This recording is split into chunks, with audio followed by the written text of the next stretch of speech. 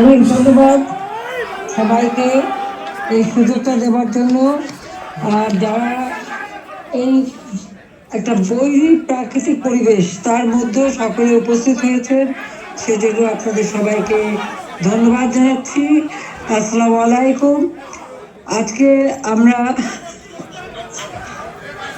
সবাই যেখানে আপনাদের সঙ্গে কথা বলতে পারছি, সেজন্য সত্যি আমি খুব আনন্দিত।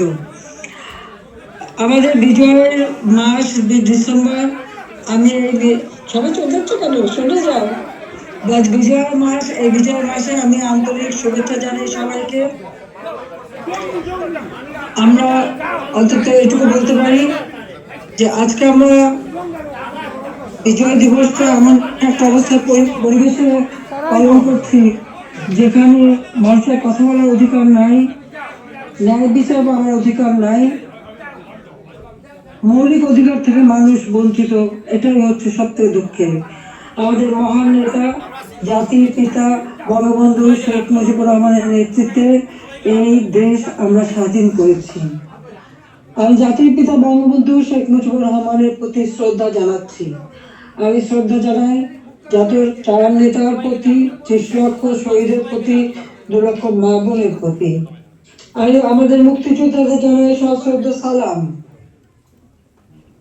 জনগণের ভাতের অধিকার, ভোট ও ভাতের অধিকার আদায় করতে চেয়ে যারা জীবন দিয়েছেন তাদের আমি শ্রদ্ধার সাথে স্মরণ করি। 2024 সাল, এই সময় যারা আমাদের আওয়ামী লীগের হাজার হাজার নেতা কর্মীকে হত্যা করা হয়েছে, পুলিশ বাহিনীকে হত্যা করা হয়েছে, সংখ্যালঘুদের হত্যা করা হয়েছে, তাদের বাড়িঘর লুটপাট, মসজিদ, দরবার, দরগা শরীফ, মন্দির, গির্জা, পাগোডা ধ্বংস করা হয়েছে। আর আমাদের আওয়ামী লীগের সম্পূর্ণ জেলা, উপজেলা, ইউনিয়ন পর্যায় পর্যন্ত বাড়ি ঘর, ব্যবসা প্রতিষ্ঠান অগ্নিসংযোগ করা হয়েছে, প্রতিটি প্রতিষ্ঠানে অগ্নিসংযোগ করা হয়েছে, লুটপাট করা হয়েছে। আর এই থানাগুলিতে আগুন দেওয়া হয়েছে, পুড়িয়ে পুলিশ হত্যা করেছে। কাজে বর্তমান যারা শাহাদাত বরণ করেছে, যারা এই ধরনের ঘটনার শিকার হয়েছে, ছাত্র, শিক্ষক, আইনজীবী, সাংবাদিক, বুদ্ধিজীবী এবং আমাদের আওয়ামী লীগের নেতা কর্মী, পুলিশ বাহিনী সহ আনসার বিডিপি যারা মৃত্যুবরণ করেছে, আমি তাদের সকলের আত্মার মাগফিরাত কামনা করি। পরিবারের প্রতি আমার সমবেদনা জানাই। আমি জাতীয় 4 নেতার প্রতি শ্রদ্ধা জানাই। 15ই আগস্ট বাঙালির জীবনে একটা কলঙ্কময় অধ্যায়। সেদিন হারিয়েছে আমি আমার বাবা, মা, ভাই সকলকে। আমার মা বেগম ফজিলাতুন্নেসা, আমার 3 ভাই কামাল, জামাল, রাসেল, কামাল জামালের নবপরিণীত বধূ সুলতানা রোজি, আমার একমাত্র চাচা শেখ আবু নাসের, মুক্তিযোদ্ধা আমাদের শেখ ফজলুল হক মনি, তার অন্তঃসত্ত্বা স্ত্রী আব্দুল সানিয়াবাদ, তার 13 বছর মেয়ে বেবি, 4 বছরের নাতি সুকান্ত, 10 বছরের ছেলে আরিফ, তার ভ্রাতুষ পুত্র ভাগ্নে সহ 15 আগস্টে যারা শাহাদাত বরণ করেছেন, আমি তাদের আত্মার মাগফিরাত কামনা করি। আমার বাবার military secretary brigadier Jamil Uddin এবং পুলিশ অফিসার সিদ্দিকুর রহমানকে আমি শ্রদ্ধা জানাই। আজকে আমি আপনাদের সাথে কথা বলতে চেয়ে বারবার মনে পড়ছে যে বাংলাদেশের প্রতিটি অর্জনের সাথে আমাদের প্রবাসী বাঙালিদের অবদান রয়েছে। সে আগরতলা ষড়যন্ত্র মামলা থেকে জাতির পিতাকে মুক্ত করা থেকে শুরু করে আমাদের মহান মুক্তিযুদ্ধে, এবং সেই 2007 সালে যখন আমাকে দেশে ফিরতে বাধা দিয়েছিল তখনকার সরকার, সে সময়ও আপনাদের সকলের সহযোগিতা পেয়েছি। আজকেও যখন বাংলাদেশ অত্যন্ত একটা কঠিন সময়ের মধ্যে দিয়ে যাচ্ছে, একটা ফ্যাসিস্ট সরকারের অধীনে বাংলাদেশের মানুষের মৌলিক অধিকার, বেঁচে থাকার অধিকার সবই হরণ করা হয়েছে। সারা বাংলাদেশ জ্বলছে, প্রতিটি প্রতিষ্ঠান আগুন দিয়ে পোড়ানো। সেই অবস্থায়ও প্রবাসীরা আজকে নির্যাতিত নিপীড়িত মানুষের পাশে আছেন। আমি আপনাদের প্রতি কৃতজ্ঞতা জানাই। আন্তরিক ধন্যবাদ জানাই এই চরম দুঃসময় মানুষের পাশে দাঁড়ানোর জন্য। যে বাংলাদেশকে আমরা গড়ে তুলেছিলাম জাতির পিতা স্বপ্নের বাংলাদেশ হিসেবে, ক্ষুধা দারিদ্র্যমুক্ত বাংলাদেশ হিসেবে, অর্থনৈতিকভাবে বাংলাদেশ উন্নত হয়েছিল, কিন্তু আজকে আমরা দেখি যে একে একে সব ধ্বংস করা হয়েছে। আজকে এমন একটা সরকার ক্ষমতায় যাদের হাতে এদেশে 30 লক্ষ মানুষ শহীদ হয়েছে, আমাদের বুদ্ধিজীবীদের হত্যা করা হয়েছে। এই 14 ডিসেম্বর বুদ্ধিজীবী হত্যা দিবস, সেই সময় ওই নিজামী, মুজাহিদ থেকে শুরু করে এরা তো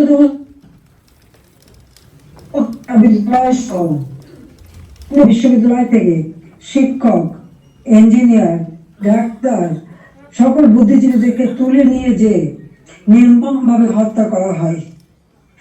বাংলাদেশকে মেধাশূন্য করার একটা চেষ্টা করা হয়েছিল সেই সময়।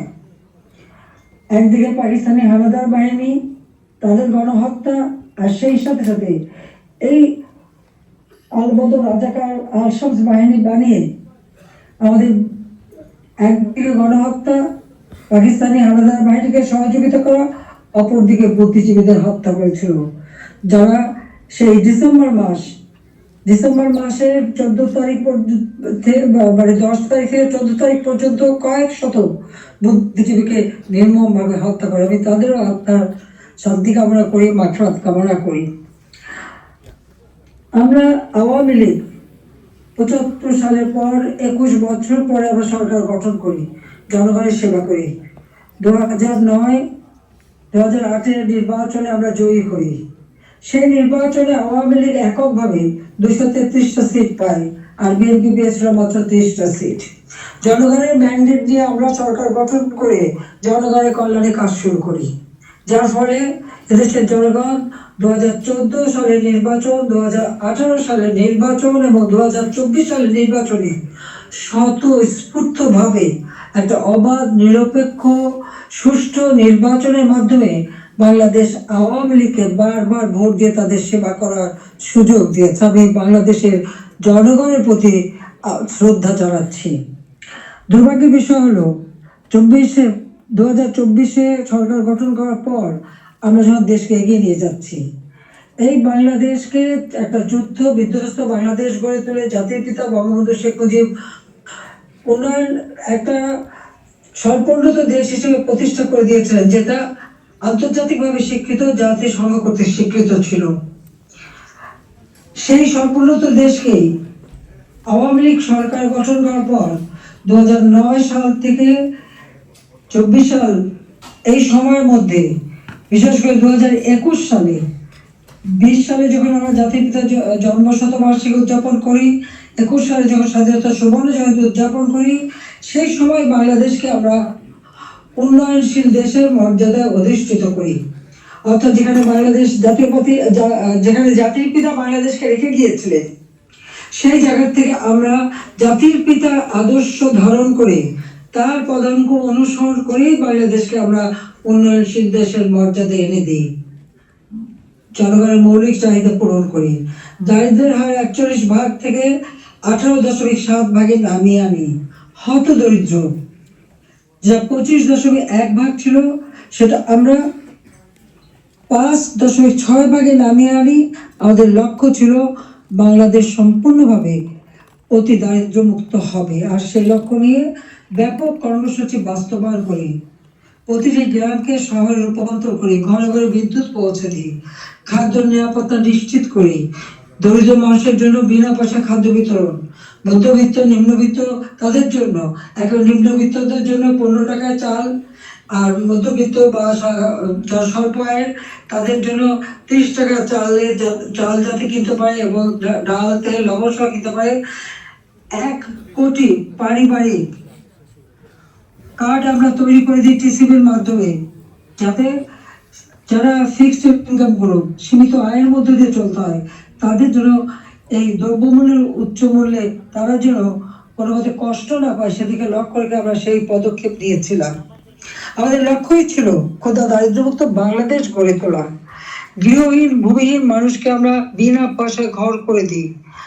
বাংলাদেশের 58টা জেলা সম্পূর্ণভাবে ভূমিহীন গৃহহীন মুক্ত হয়, সেখানে কোনো মানুষ ভূমিহীন গৃহহীন ছিল না।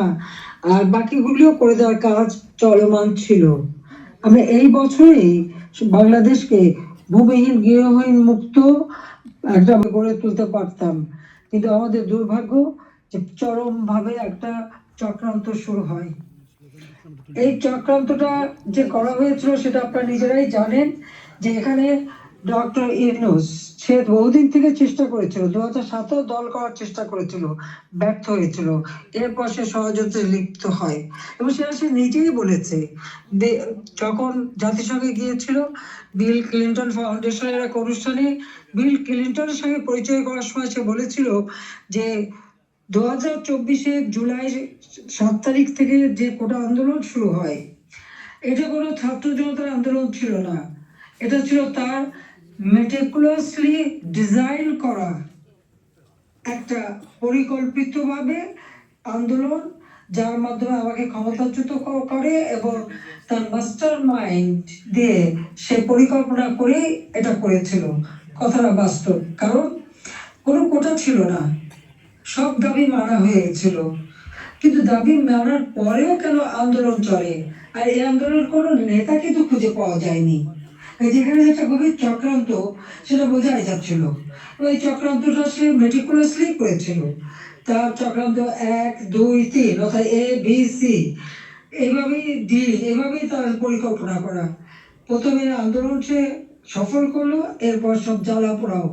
জাতির পিতা বঙ্গবন্ধু স্মৃতি জাদুঘর, ওই ছবিটুকু তো আমরা 2 বোন পেয়েছিলাম, আমরা তো ভোগের জন্য নেইনি, জনগণকে এই সম্পদ দান করেছিলাম। সেই বঙ্গবন্ধু ভবন স্মৃতি জাদুঘর আগুন দিয়ে পোড়ায় একসাথে, ওই লাইনে 9টা বাড়ি পোড়ায়, 4টা মানুষ পুড়ে মারা যায়। খালি এখানেই না, সারা বাংলাদেশ আগুন দিয়ে জ্বালায় তারা। সেই ওই ইউনুসের একজন সমন্বয়ক, সে সে নিঃসত্তা এবং মেট্রো রেলে আগুন না দিলে নাকি তাদের বিপ্লব সফল হতো না। তো পুলিশ হত্যা এবং মেট্রো রেল আগুন দেওয়া, অর্থাৎ শুধু মেট্রো রেল না, যে কটা প্রতিষ্ঠানে আগুন দিয়েছে, বিটিভি থেকে শুরু করে আমাদের সেতু ভবন, সড়ক ভবন, দুর্যোগ মন্ত্রণালয় ভবন, সবই তাদের ওই পরিকল্পনার অংশ। এবং সেই সাথে বঙ্গবন্ধু ভবন থেকে শুরু করে আওয়ামী লীগের সকল নেতা কর্মীদের বাড়ি ঘর, ব্যবসা প্রতিষ্ঠান সব অগ্নি সংযোগ করে পুড়িয়ে দেওয়া হয়েছে। এমনকি নরসিংদীতে আপনারা দেখেছেন জেল ভেঙে দিয়ে সেখান থেকে সমস্ত কয়েদি। শুধু তাই না, ইউনুস ক্ষমতা এসে যত জঙ্গি সন্ত্রাসী ছিল তাদেরকে তারা ছেড়ে দিয়েছে, মুক্ত করেছে। এমনকি 21 আগস্ট গ্রেনেড হামলা যারা আসামি তাদেরকে ছেড়ে দিয়েছে। হলিউডিজনে যেখানে জঙ্গি হামলা হয়, আমরা সেই হামলা মোকাবেলা করে সেখানে কিছু মানুষ উদ্ধার করি, কিন্তু অনেক মানুষকে তারা হত্যা করে। সেই অপরাধী জঙ্গি সন্ত্রাসী যাদের বিচার হয়েছিল সাজাপ্রাপ্ত, তাদেরকেও মুক্ত করে দেয়। মানে এটা কোন ধরনের কাজ আমরা জানি না। আর দেখা যাচ্ছে যে শুধু আগুনে পড়ছে না, বাড়ি ঘর সম্পত্তি লুটপাট করা এবং তারপরে অগ্নিসংযোগ করা, সংসদ ভবনে আক্রমণ, সেখানে ভাঙচুর করা, চিফ জাস্টিস তাকে অপমান করে, লাঠি সোটা নিয়ে তাকে অপমান করে তাকে পদত্যাগে বাধ্য করা, নির্বাচন কমিশন, পাবলিক সার্ভিস কমিশন, মানবাধিকার কমিশন করে এক এক প্রতিষ্ঠান, প্রত্যেকটা প্রতিষ্ঠান ধ্বংস করেছে, সকলকে সেখান থেকে বাধ্য করেছে পদত্যাগ করতে। আওয়ামী লীগের নেতা কর্মী শুধু না, আমাদের যারা বুদ্ধিজীবী সাংবাদিক, 300 সাংবাদিকের অ্যাক্রেডিটেশন কার্ড বাতিল, চাকরিচ্যুত। 106 জন সাংবাদিক, আওয়ামী লীগের কয়েক হাজার নেতা কর্মী, প্রায় 4-5 হাজার নেতা কর্মী তাদেরকে হত্যা করেছে, আহত করেছে। পুলিশ 3000-এর মতো পুলিশ পুলিশকে হত্যা করেছে। আনসার 40 জন আনসারের কোনো খবরই নাই, তাদের গুম হয়ে গেছে, তারা বাড়ি ঘরে আসতে পারে না, জানেও না তারা কোথায় আছে, তাদেরকে মেরে তাদেরকে লাশ পর্যন্ত গুম করে দেওয়া হয়েছে। সব ব্যবসায়ী, সাংবাদিক, সংস্কৃতি কর্মী, পেশাজীবী প্রত্যেকের বিরুদ্ধে মিথ্যা মামলা আর হত্যা মামলা। আমি জানি না পৃথিবীর কোনো দেশে এত হত্যা মামলা হয় কিনা। আমার নিজের একার বিরুদ্ধেই তো বোধহয় 250 মামলা, তাও আবার হত্যা মামলাই অধিকাংশ। একদিকে হত্যা মামলা দিয়েছে এবং আমাদের যত নেতা কর্মী তাদেরকে গ্রেপ্তার করেছে। গ্রেপ্তার করবার পর যখন কোর্টে নেয় তাদের উপর হামলা করা হয়। এটা তো পৃথিবীতে আমরা কোনোদিন দেখিনি। আপনারা জানেন যে এমনকি একজন সাধু চিন্ময় কৃষ্ণ দাস, তাকে গ্রেপ্তার করা হলো, কিন্তু তার পক্ষে আইনজীবী দাঁড়াতে পারবে না। এটা কোন ধরনের বিচার যে একজন আসামির পক্ষে আইনজীবী দাঁড়াতে পারবে না? যদি কোনো আসামি আইনজীবী না দিতে পারে তো এটা সরকারের দায়িত্ব আইনজীবী নিয়োগ দিয়ে দেওয়া, ন্যায় বিচারের স্বার্থে। বাংলাদেশে ন্যায় বিচার নাই, এবং তার পক্ষে দাঁড়ালো কেন? সেই জন্য আইনজীবী পিটিয়ে হত্যা করা। এবং তাদের এবারে আমরা একটা অদ্ভুত ব্যাপার দেখি যে মানুষকে পিটিয়ে হত্যা করা। মানুষ কেন? অবলা পশুও রেহাই পায় না। আওয়ামী লীগ নেতার বাড়িতে তাকে পায়নি বলে তার বাড়ির পালা গরু, সেই গরুকেও তারা কিভাবে পিটিয়ে হত্যা করেছে, এই জামাত শিবির এবং আমাদের ইউনূস সাহেবের মানে সন্ত্রাসী ক্যাডাররা, সেটা নিশ্চয়ই আপনারা ভিডিওতে দেখেছেন। ছাত্রলীগের নেতাকে পায়নি, তার মা নামাজ পড়ছিল তার মাথার বাড়িতে, তাকে সেখানে মেরে ফেলেছে। যুবলীগের নেতা এই মৌলভীবাজারে গত কালকের ঘটনা, এই 7 তারিখে সেখানে আগুন দিয়ে যুবলীগ নেতার মা এবং চাচিকে পুড়িয়ে হত্যা করেছে।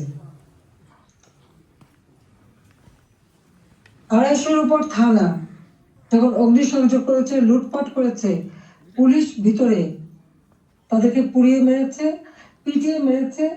এমনকি একটা অন্তঃসত্ত্বা পুলিশ হাত পা ধরেছে যে ভাই আমাকে মারবেন না, আমার পেটে বাচ্চা, তাদের কথা কান দেয়নি, তাদেরকে পিটিয়ে পিটিয়ে হত্যা করেছে। সরকারি কর্মচারীদের উপর পর্যন্ত নির্যাতন চলছে।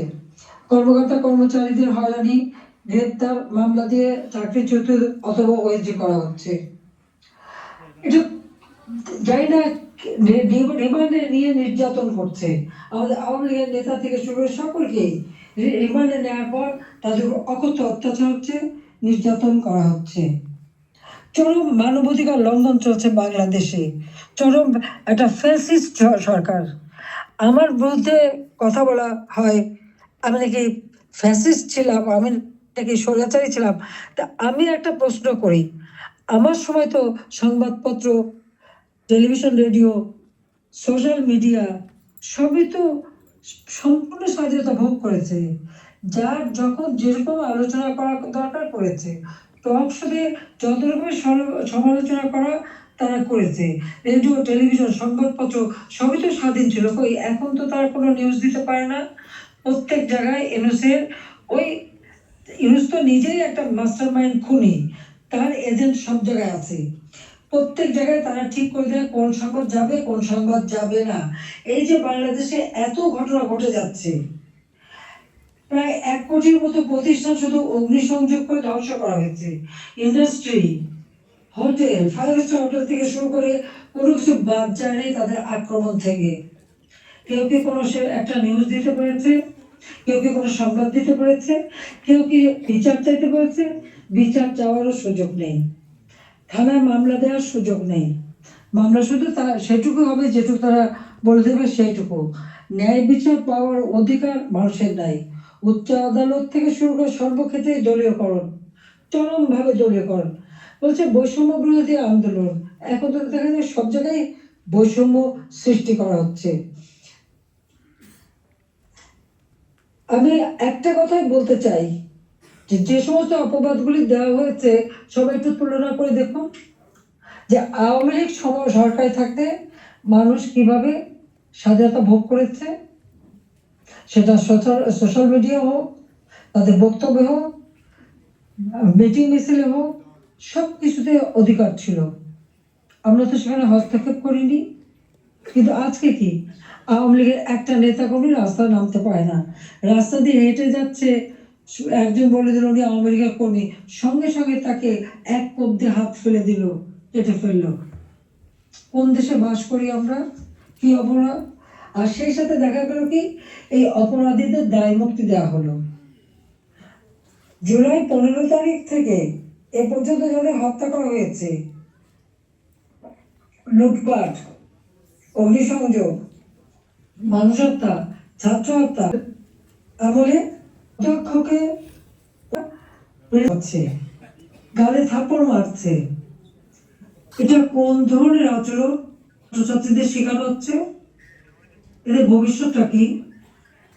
এরা কি আবার ভবিষ্যতে কোনদিন বলে বসবে তুমি আমার বাবা না, রিজাইন করো, যেমন শিক্ষকদের রিজাইন করিয়েছে?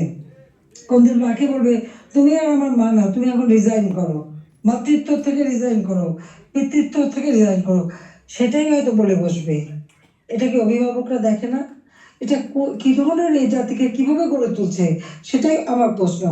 আমরা তো শিক্ষা দীক্ষা সব দিক থেকে সুযোগ করে দিয়েছি, আমরা শিক্ষা বৃত্তি দিয়েছি, বয়স্ক ভাতা, বিধবা ভাতা, প্রতিবন্ধী ভাতা, মুক্তিযোদ্ধা ভাতা দিয়েছি, সব বন্ধ, সব বন্ধ করে দিয়েছে। আজকে হাহাকার। বাংলাদেশে আওয়ামী লীগ সরকার বলে কোনো মানুষ ভিক্ষা করতো না, ভিক্ষা করতে হতো না। হ্যাঁ, কিছু প্রফেশনাল ভিখারি ছিল, সেটা আলাদা, কিন্তু মানুষকে তো ওইভাবে খাবারের জন্য হাহাকার করতে হতো না। মানুষ তো অন্তত 3 বেলা খাবার পাচ্ছিল, আজকে সেটাও পায় না। আপনারা দেখেন গরিব মানুষগুলি দিনমজুর, কাজ পায় না, বেকারত্ব বেড়ে যাচ্ছে, যুবকরা কোনো কাজ পাচ্ছে না।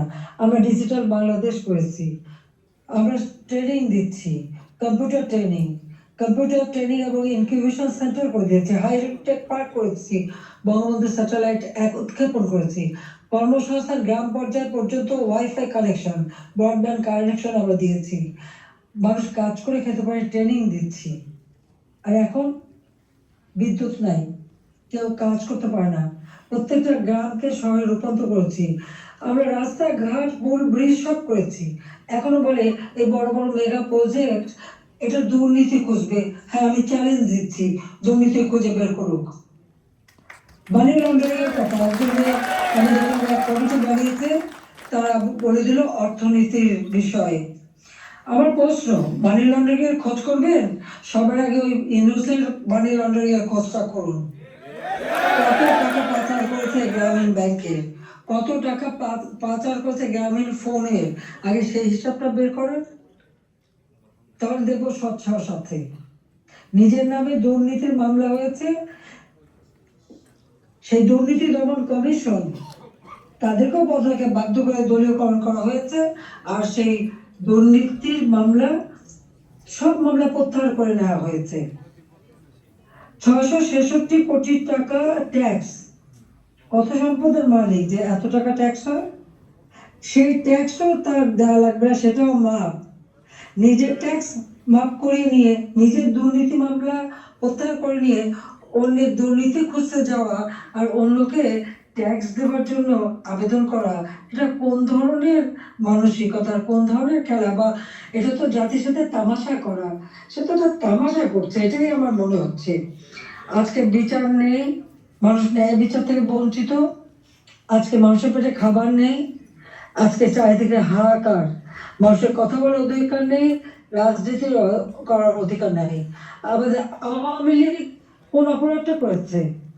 বাংলাদেশের মানুষের যতটুকু অর্জন আওয়ামী লীগের হাত দিয়ে, সেই বাংলা ভাষায় কথা বলার অধিকার থেকে শুরু করে স্বাধীনতা অর্জন, বিজয় অর্জন, এই 16ই ডিসেম্বর আমাদের বিজয় দিবস, এই বিজয় অর্জন সবই আওয়ামী লীগের হাত ধরে। বাংলাদেশে কি একটা যুদ্ধ বিধ্বস্ত দেশ, একটি প্রদেশকে রাষ্ট্রে উন্নীত করা, এটাও আওয়ামী লীগের দ্বারা। স্বল্পোন্নত দেশ থেকে আজকে উন্নয়নশীল দেশের মর্যাদা, এটাও তো আওয়ামী লীগ অর্জন করে দিয়েছে। প্রবাসী যারা আছেন, আওয়ামী লীগ সরকার আগে আপনারা প্রবাসে ছিলেন, বাংলাদেশ কোথায় ছিল? সেই সময় আপনারা মানুষের কাছে গেলে কিভাবে, মানুষ তো করুণার চোখে দেখতো, জাতিপিতা বলেছিলেন ভিক্ষুক জাতির কোনো ইজ্জত থাকে না। তবে ভিক্ষুক জাতি হতে চায়নি, আত্মমর্যাদাশীল জাতি হিসেবে বাংলাদেশকে গড়তে চেয়েছিলাম আর সেভাবে গড়েছিলাম। আপনারা নিজে একবার চিন্তা করে দেখেন, আমি সরকারে থাকতে বাংলাদেশ শুনলে পৃথিবী কি বলতো? পৃথিবী বলতো বাংলাদেশ উন্নয়নশীল দেশ, বাংলাদেশ একটা উন্নয়নের মডেল, বাংলাদেশের উন্নয়ন একটা বিস্ময়। বাংলাদেশের মানুষ যেখানে যেত মর্যাদা পেত। আমরা নিজস্ব অর্থায়নে পদ্মা সেতু নির্মাণ করে বাংলাদেশকে দেখিয়ে দিই এবং সারা বিশ্বকে দেখিয়েছি বাংলাদেশ পারে, অসাধ্য সাধন করতে পারে, সেটা আমরা দেখিয়েছিলাম। কিন্তু আজকে যিনি পদ্মা সেতু টাকাও বন্ধ করেছিলেন রাখতে পারেননি বলে সরকার বোধহয় মামলা করে হেরে গিয়েছিল, যিনি লেবারদের অর্থ আত্মসাৎ করে সেই টাকা দুর্নীতি করে লেবার কোর্টে মামলায় সাজাপ্রাপ্ত আসামি হচ্ছে ইউনূস। লেবার কোর্টে তার সাজা হওয়ার পর সে যখন জামিনে আবেদন করে সে কিন্তু জামিন পেয়েছিল, সরকারের পক্ষ থেকে কিন্তু বাধা দেওয়া হয়নি।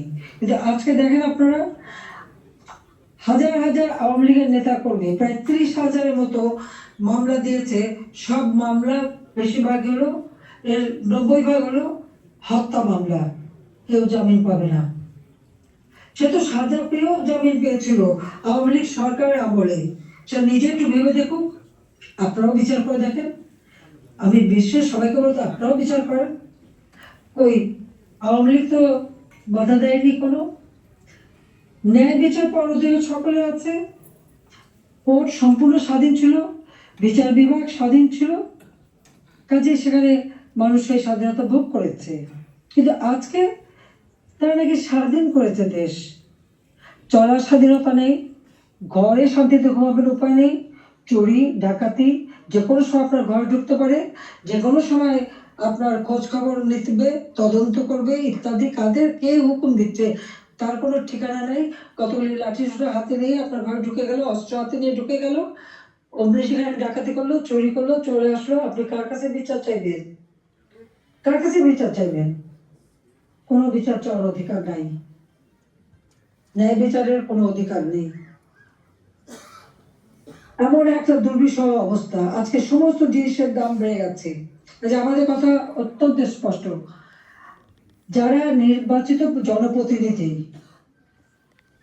আইন করে নির্বাচন কমিশন গঠন করে নির্বাচনগুলি হয়েছে, স্থানীয় সরকার নির্বাচন, জেলা পরিষদ, উপজেলা পরিষদ, ইউনিয়ন পরিষদ, সমস্ত নির্বাচিত প্রতিনিধিরা তাদেরকে এক কলমের খোঁচায় তাদেরকে সরিয়ে দেওয়া হয়েছে, বাড়ি পাঠিয়ে দেওয়া হয়েছে। কেন? তারা তো নির্বাচিত হয়ে মানুষের পাশেই দাঁড়াতো।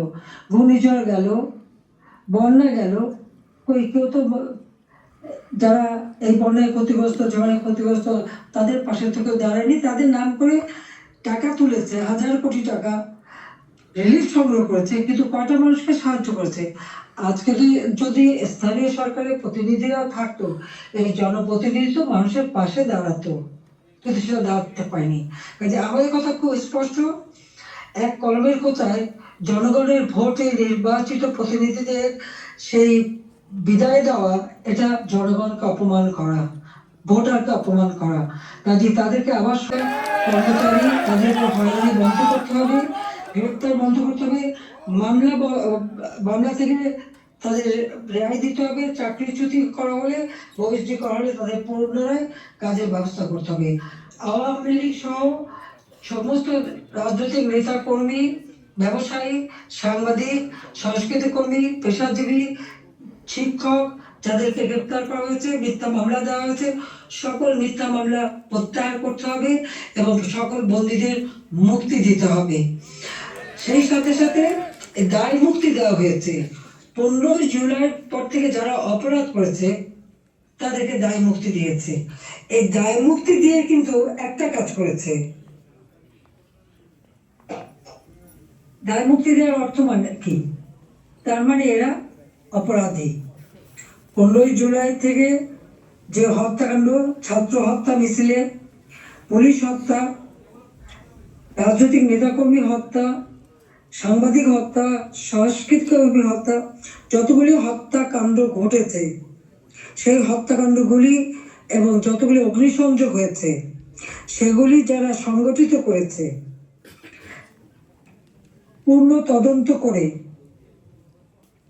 তাদের বিচার করতে হবে। আর এই মিথ্যা মামলাগুলি যাদের বিরুদ্ধে দেওয়া হয়েছে, সব মামলা প্রত্যাহার করতে হবে। 15 জুলাই থেকে 8 আগস্ট পর্যন্ত যাদের দায় মুক্তি দেওয়া হয়েছে, এই দায় মুক্তি দেওয়ার কোনো অধিকার নেই, তাদের বিচার করতে হবে। কারণ দায় মুক্তি দিয়ে আমাদের মাস্টার মাইন্ড খুনি ইউনূস সাহেব এটাই প্রমাণ করেছে যে এরা সব অপরাধী। এই সমস্ত অপরাধ তারা করেছে। একই সাথে মিছিল করেছে, ক্লোজ রেঞ্জে গুলি করা হয়েছে, মানুষ মারা হয়েছে। আবু সাঈদের হত্যাকাণ্ড, মুগ্ধর হত্যাকাণ্ড, সব হত্যাকাণ্ডের জন্য কিন্তু এই মাস্টার মাইন্ডরাই দায়ী। কারণ তারাই এই হত্যাকাণ্ড ঘটিয়েছিল, কারণ লাশ ফেলেও সরকার পড়ে যাবে। হ্যাঁ, আমি যদি আরো শক্তি প্রয়োগ করতাম, অনেক লাশ পড়তো, আমি সরে আসতাম না। কিন্তু আমি তো লাশের উপরে লাশ ফেলতে চাইনি। আমি তো চাইনি মানুষ আরো জীবন দিক, কারণ আমি তো স্পষ্ট দেখতে পাচ্ছি যে পরিকল্পিতভাবে হত্যা হচ্ছে। পুলিশকে খামাখা দোষারোপ দিচ্ছে, পুলিশকে তো রাবার বুলেট ব্যবহার করেছে। এবং যখন পুলিশকে মেরে ঝুলানো হয়েছে, তখন তারা তাদের জীবন বাঁচাতে চেষ্টা করেছে। এটা কিন্তু একটা ইউনিভার্সাল সিস্টেম, এটা বিশ্বব্যাপী আছে। তাদেরও আত্মরক্ষার সুযোগে পিটিয়ে পিটিয়ে হত্যা করলো। যারা আগুন জ্বালিয়ে দিয়ে পুড়িয়ে হত্যা করলো, তাদের বিচার কেন হবে না? যারা ঘরে ঘরে যে লুটপাট করলো, আগুন দিল, এমপি হোস্টেল, সংসদ ভবন, সেগুলি যারা ভাঙচুর করেছে, প্রত্যেকটা এমপির হোস্টেলের রুম তারা লুটপাট করেছে, তালা ভেঙে ভেঙে। প্রথমে চুরি করেছে, লুটপাট করেছে ছাত্র নামদারি, তারপরে সেখান থেকে পরে পুলিশে দিয়েছে। প্রত্যেকটা বাড়ি বাড়ি যে হামলা, লুটপাট। আমাদের তো কিছুই নেই। গণভবন লুটপাট, আমি তো গণভবন ছেড়ে দিয়ে আসছি। আমরা দেখলাম ইউনূস সাহেব নিজেই তার সমন্বয়কদের নিয়ে চলে গেছেন গণভবনে, কাজে লুটপাটের কিছু ভাগ বটরা নেওয়ার জন্য। সেখানেও যা যায় উনিও সেই লুটপাট করেছেন। কাজে লুটেরা এখন দেশ লুট করছে। শেয়ার মার্কেটে লক্ষ কোটি টাকা পাচার হয়ে গেল। কোথায় গেল ওই টাকা? ব্যাংকগুলি এক এক করে সব বসে যাচ্ছে। কেন? অর্থনীতিকে এভাবে কেন ধ্বংস করলো? যেখানে মাথা পিছু আয় আমরা বাড়িয়েছিলাম, আমরা আজকে আন্তর্জাতিকভাবে স্বীকৃত, বাংলাদেশ উন্নত হচ্ছে, 35তম অর্থনীতির দেশ। আমাদের লক্ষ্য ছিল, আমরা প্রকৃতপক্ষে 25তম আমরা করে ফেলেছিলাম। আমরা আরো উন্নত করতাম। 26 সালের মধ্যে বাংলাদেশ আরো এগিয়ে যেত। 41 সালের মধ্যে বাংলাদেশকে আমরা একটা আধুনিক স্মার্ট বাংলাদেশ গড়ে তুলব, সেই লক্ষ্য নিয়ে আমরা কাজ করছিলাম। কেন বাংলাদেশকে বাংলাদেশের এই অগ্রযাত্রা ব্যাহত করা হলো, সেই জবাব এই খুনি ইউনূস ফ্যাসিবাদ দিতে হবে। সেই জবাব তাকে দিতে হবে, তার ওই মাস্টার মাইন্ড এবং তার সমন্বয়কদের দিতে হবে, তার উপদেষ্টাদের দিতে হবে। হাসিনার বিচার করবে। কি বিচার করবে? আমি তো কি অন্যায় করেছি? গরিবদের পেটে ভাত দিয়েছি, এটা অন্যায়? দারিদ্র মুক্ত করেছি, এটা অন্যায়? জনগণকে কথা বলার সুযোগ দিয়েছি, ভোটের অধিকার ফিরিয়ে দিয়েছি, হত্যাকুশ ষড়যন্ত্র রাজনীতি বন্ধ করেছি, এইগুলি আমার অন্যায়? আমার হাত দিয়ে তো কোনো খুন হয়নি। আমি তো মানুষের জীবন দিতে আসিনি, আমি মানুষের জীবন দিয়েছি, জীবন উন্নত করেছি। যারা জীবন নিয়েছে, যারা হত্যাকাণ্ডের সঙ্গে জড়িত, তাদের বিচার হবে। এবং সংবিধানের 7ম অনুচ্ছেদের খ অনুযায়ী কেউ যদি অবৈধভাবে ক্ষমতা দখল করে, তার বিচার হয়। একজন জনপ্রতিনিধি আরেকজন জনপ্রতিনিধির কাছে ক্ষমতা হস্তান্তর করতে পারে। আমি তো সেই সুযোগ পাইনি। হ্যাঁ, আমি সরে এসেছিলাম যেন লাশের উপরে লাশ না পড়ে, সেই জন্য। দুর্ভাগ্যের বিষয় যে থামেনি। একদিন ইনশাআল্লাহ সেই দিন আসবে, এই খুনিদের বিচার একদিন বাংলা মাটিতে হবেই হবে। করি, সেটা আমরা করবো। যেমন যুদ্ধাপরাধীদের বিচার করেছি, 15 আগস্টের হত্যাকারীদের বিচার করেছি। আমি জানি এই যুদ্ধাপরাধীদের বিচার করেছি বলে আমার বিরুদ্ধে মামলা, এবং আইসিটিতে ওই আন্তর্জাতিক যে ট্রাইব্যুনাল আমরা করেছিলাম যুদ্ধাপরাধীদের বিচার করতে, আজকে সেই কোর্ট করে সেখানে আমার মামলা হবে, সেখানে আমার বিচার হবে। কেন? সেই সময় যুদ্ধাপরাধীদের যে ডিফেন্সে ছিল তাকেই করেছে চিফ প্রসিকিউটর এই আইসিটির। আর জামাতের একটা দল হয়েছিল এবি পার্টি, সেই পার্টির যে একজন প্রেসিডেন্ট ছিল সে হয়ে গেছে এই আইসিটির চেয়ারম্যান। তো সেখানে ন্যায় বিচার কি করে হবে? আর এটা কিভাবে করে? এটাও তো একটা বিচারের একটা নর্মস তাতে পড়ে না, কিন্তু গায়ের জোরে সব করবে তারা। কারণ তাদের হাতে অস্ত্র আছে, লাঠি আছে, পেটো বাহিনী আছে, সন্ত্রাস বাহিনী আছে, সেটা দিয়েই তারা এই বিচার করতে চায়। এটাই তারা করবে, এটাই তাদের লক্ষ্য। যাক, আমি অনেক সময় নিলাম, আপনারা ধৈর্য ধরে আমার বক্তব্য শুনেছেন, আমি আপনাদেরকে আন্তরিক ধন্যবাদ জানাই। ইনশাল্লাহ এই বিজয়ের মাস আমাদের, এই অন্ধকার কেটে যাবে, নতুন সূর্য উদিত হবে, বাংলাদেশ আরো উন্নয়নের দিকে এগিয়ে যাবে। এই ফ্যাসিস্ট খুনি পরিকল্পিতভাবে যে আমাদের দেশকে ধ্বংস হচ্ছে, এই খুনি ইউনূস এবং তার যে চালাচালি তার ব্যবস্থা, তার সম্মানীয় ইনশাআল্লাহ বাংলাদেশের জনগণই তাকে বিচার করবে, বিচার করবে। সত্যি কথা আছে, আমি জনগণের কলমে কাজ করি, জনগণের ভাগ্য পরিবর্তন করেছিল, সেটা বাস্তব হয়েছে। কিন্তু আবার এদেশের মানুষ বিশ্বব্যাপী মর্যাদা পাবে, ধন্যবাদ পাবে। সবাইকে আমি ধন্যবাদ জানাই, এবং ধন্যবাদ জানাই আমাদের প্রবাসীদের, আমাদের অর্থনীতিকে, আপনাদের আরো আগে ধন্যবাদ। আমরা দেশে আগে যাচ্ছি, দেশের প্রত্যেকটা অঞ্চলে অভিযান যাচ্ছে, সেখানে সকল কর্মচারী ধন্যবাদ জানাই, কৃতজ্ঞতা জানাই। আমাদের ঐক্যবদ্ধ হয়ে এই ফ্যাসিস্ট সরকার পুলিশ সরকারের হাত থেকে দেশ থেকে মুক্ত হয়ে দেশের মানুষ যারা চালায় তাদের সুস্থ জীবন ফিরে পায়, এই কামনা করে জাতির পিতা শেখ হাসিনা